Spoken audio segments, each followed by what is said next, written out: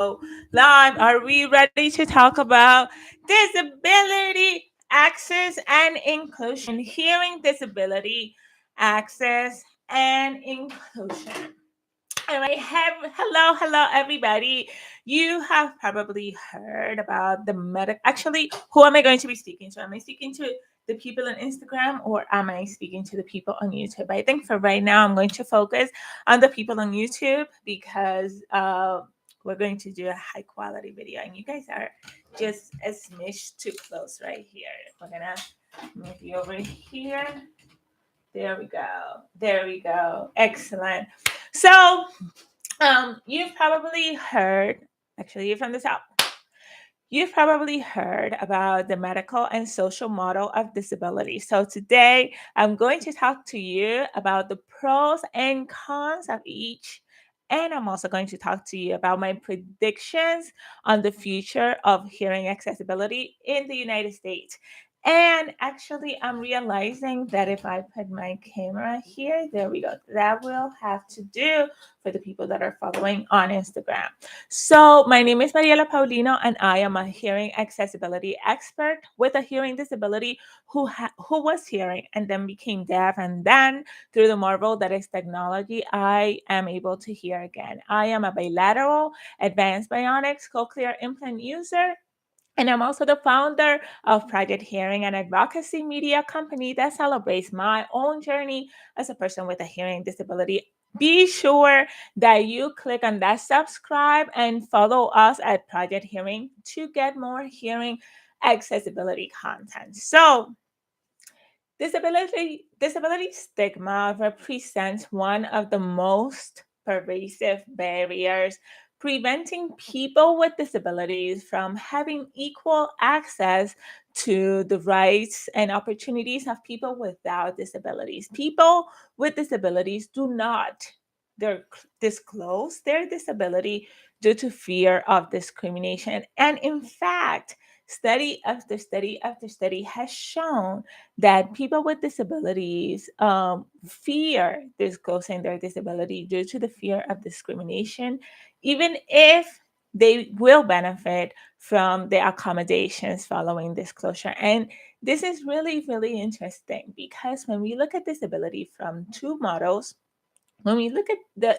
disability from the medical model focuses more on the individual. How can the individual be fixed so that the individual can integrate within society? The social model, on the other hand, looks at the society and how the society can adapt to the individual. Now, I want us to go over the pluses of each system. So, if we look at the medical model and we look at the positive things in the medical model, for some people like me, disability is a loss. I was a person that was hearing, then became deaf.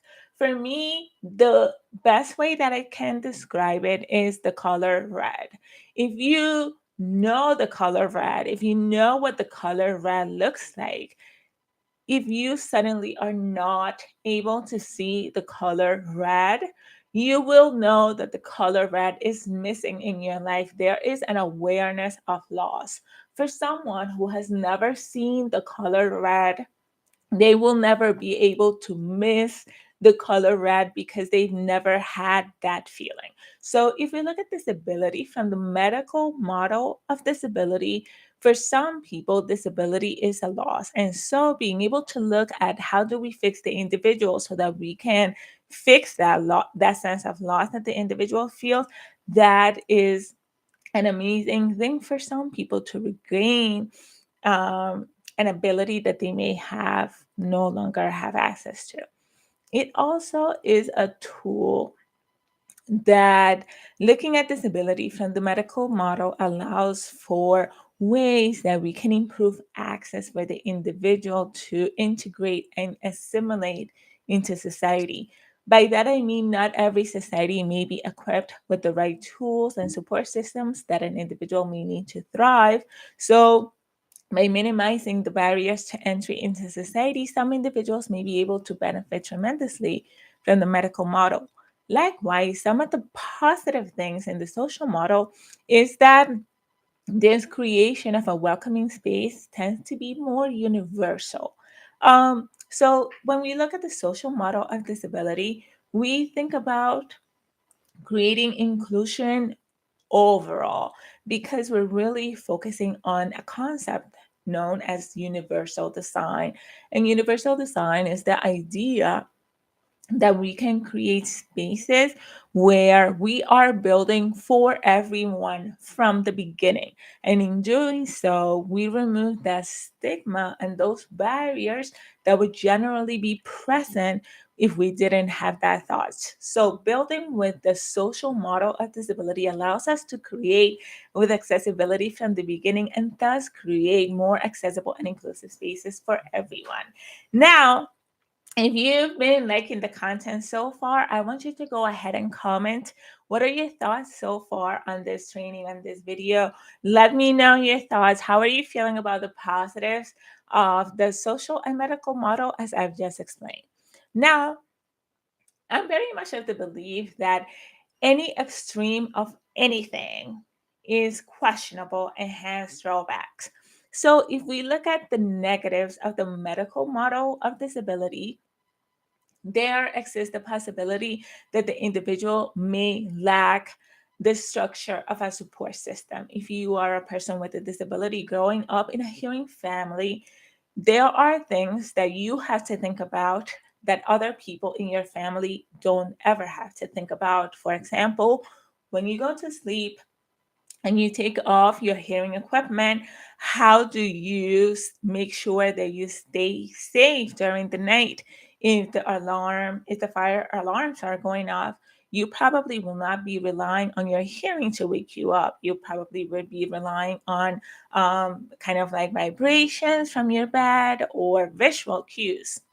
These are things and information and knowledge that you can find within the deaf community. So the challenge there is that very often individuals who have hearing disabilities grow up in communities that do not have hearing disabilities. And so they missed out on that support and that community that could happen if they would have had access to the deaf community or the disabled community. Another big challenge with the medical approach to disability is that the technology may not work for everyone in the same way. When I introduced myself, I said I am a bilateral cochlear implant user. But one of the things that you will notice is that I am actually not wearing my second cochlear implant. And the reason for that is that I got my surgery about a year and change ago, and the surgery was not what I expected it to be. I hear amazingly well on my right ear. However, that's also due to almost 20 years of speech and hearing therapy, and just a really long time with this implant. This one, because it's so new, the cochlea has closed up, the electrodes don't work very well. And it's so saddening for me that this is the best that some people will ever hear. They will probably never hear as well as I hear on my right ear. And that really goes back to seeing the color red. The technology may not work for everyone or provide the same type of access for everyone. And there's also a certain level of privilege that is attached to the medical model. Individuals may need to have access to speech and hearing therapy, paraprofessionals, and just the knowledge that there are support systems out there. Not everybody has that awareness or that support. One of the other things that I also want to bring attention to as we think about the medical model of disability is that it can also view the individual as the problem. So, as a person with a hearing disability, when I move around in the world, and I go, for example, to a show and the show doesn't have closed captioning, and then I request the closed captioning or I request things so that I can be included, that also puts the pressure on the individual to demand their accessibility instead of, again, building with accessibility in mind. So that is kind of the challenge of accessibility. But one of the, and this is a really interesting thing because this question was asked to me this week, and the individual asked, well, I understand the positives and negatives, especially the negatives of the medical model, but what could possibly be negative about the social model? And as I said in the beginning, I think any extreme of anything is questionable. One of the reasons why reasonable accommodations are called reasonable accommodations, there are reasons. So, one of the things that we really need to be aware of is that not every organization or every event or every business will have the time or money to be able to create universal design. That is just the very reality of living in the real world. And if we think about it, it would be such a thrill to live in spaces where accommodation is really just built into products. And one of the most unfortunate things that I've seen in the disability community, especially the hearing disability community, is that we focus so much on and this ideal in which the world should be but isn't. And sometimes I find that that anger can be misdirected. For example, we get angry at content creators because they're not building with accessibility in mind most of the time, because they don't know, and or they don't have money, and or they just never thought about it, because most people don't really ever think about it. And so one of the things that I've noticed is that on social, particularly, we attack content creators instead of the multi-billion dollar companies that are creating these products without accessibility. We get mad at people on Clubhouse instead of being mad at the fact that Clubhouse was built without an accessibility in mind at the height of the COVID pandemic.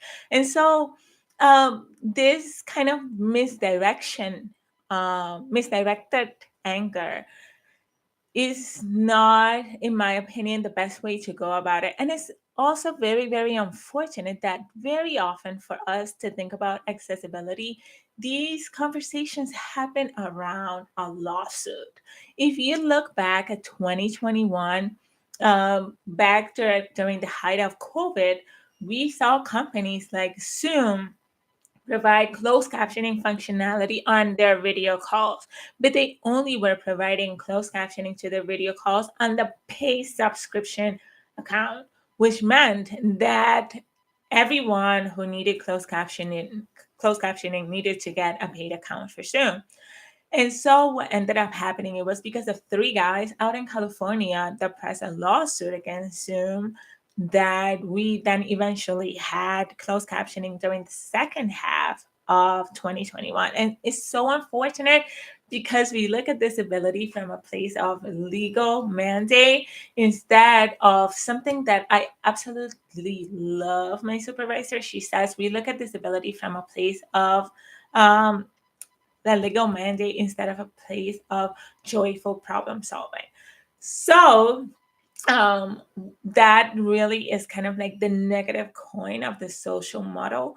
It sometimes ignores the realities of the world in which we live and focuses too much on the ideal world that we should be in. But anyway, that is it for now. One of the things I also want to highlight before I let you all go is that looking into the future and knowing what we know now about these two models, my prediction for the future of hearing accessibility, looking at the medical and social model of disability, is that we will see more of a combination between these two models. I firmly believe that it is mandatory, it should be a requirement that individuals with hearing disabilities learn about the deaf community. And really, everyone should learn more about the deaf community in general. We should all be trying to learn at least the basics of conversational ASL. um, but we're going to see more and more people really immersed into, because if you even think about it, with the hearing disability, out of 10 children with hearing disabilities, 9 are born into hearing families, and these families will want to be able to communicate with their children, to be able to engage with these children. And the statistics are really showing that 9 out of 10 children are getting cochlear implants. And so we are seeing kind of like this merge between the medical and social model as we move forward. And with that said, I want you to go ahead and hit subscribe so that you do not miss any hearing accessibility content. And always remember to do what you can, where you are, with what you have. Until next Monday, goodbye, everybody. And we are done.